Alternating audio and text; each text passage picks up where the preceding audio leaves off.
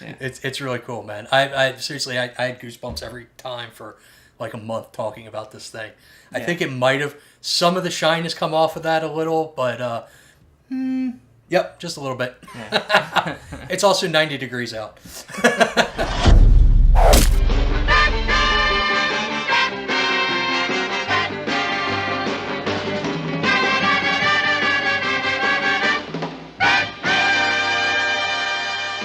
All right, so several months ago, me and Mike were sitting here in the shop, and he's looking for a couple of key books. Nothing crazy, like the $5 and $10, first appearance deaths and things like that of minor characters.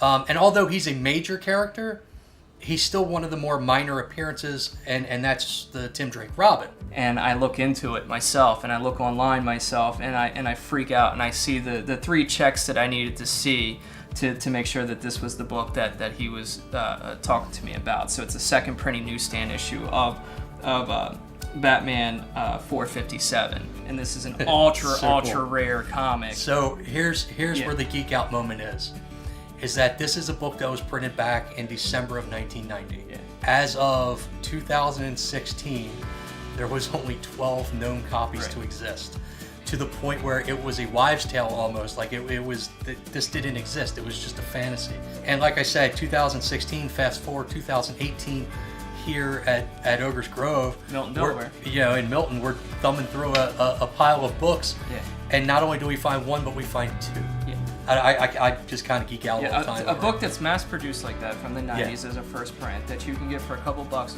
is what I paid. To find out, depending on grading, can be anywhere from a $3,000 to $4,000 comic, and it's in hot demand. Like any serious collector that has that kind of money will jump on this immediately. It's bizarre because usually it's the first printing that's so much that's in what people demand, are after, first print. But also low volume printings are what's also in demand. Right. So there's a lot of series, especially near the end of the series, you'll find sometimes the last 2 books in the series are more important than the first 2 books in the series, because they went from printing 100,000 copies to 10,000 copies. Mm-hmm. So when you're looking at a scale of that, you figure how big this world is, and we've only got now 13 and 14.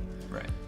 That is amazing. That was just randomly sitting in a long box. Just in a box. And you think that you're going to find this. You think you're going to go to a show. You think you're going to come to a comic book store. You're going to pay a couple of dollars, and you're going to find something that's worth thousands. And it just doesn't happen because we've been doing this for a long time. So to actually have it happen, and then have it happen with 2 friends that are totally into this so cool, this shop, this community, it's amazing.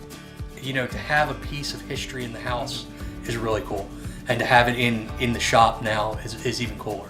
And then you and your buddy to find 2 copies. Yes. When there's like 14 now. Yeah. And we have 13, 14. It's just amazing.